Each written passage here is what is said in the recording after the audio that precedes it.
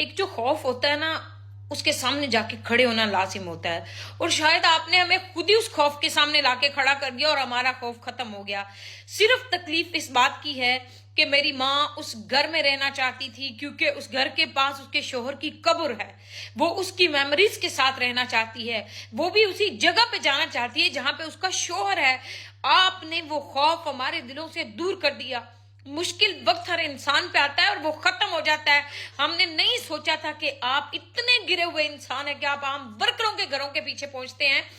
अब इसके बाद हर एहतजाज में आप मुझे देखेंगे। यूनाइटेड नेशन अमेरिका के सामने जाके भी मैं आपको एहतजाज करके दिखाऊंगी।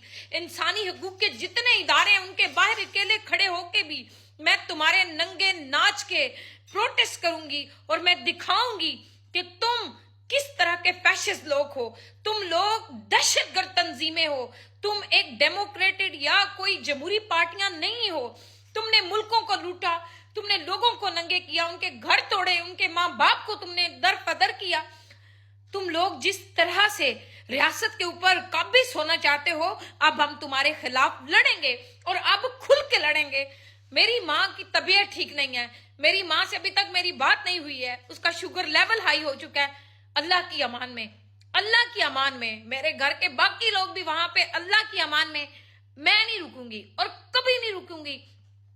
मेरी माँ ने कहा सिर्फ चेक कराओ मेरे घर पे ले जाके। मेरे शोहर की पेंशन के पेपर थे, उसे मोहब्बत है अपने शोहर की हर एक चीज से। उसके दिए हुए चंद एक जेवरात हैं पिछले जमानों के, उसकी माँ के थे, उसकी माँ के उसने मुझे दिए। देखना वो ना ले जाएं। तुम तो वो भी उठा के ले गए। तुम इतने बेशर्म लोग हो। तुम्हारे खिलाफ हम लड़ेंगे तुम्हारे खिलाफ, हमारी नस्लें भी लड़ेंगी। तुमने अब ये मैदान खुद मुझे बना के दिया है कि हमारे खिलाफ लड़ो। ए मुर्शिद इमरान खान, तेरे ये बच्चे आखिरी सांस तक तेरे साथ लड़ेंगे, इन जालिमों के खिलाफ लड़ेंगे।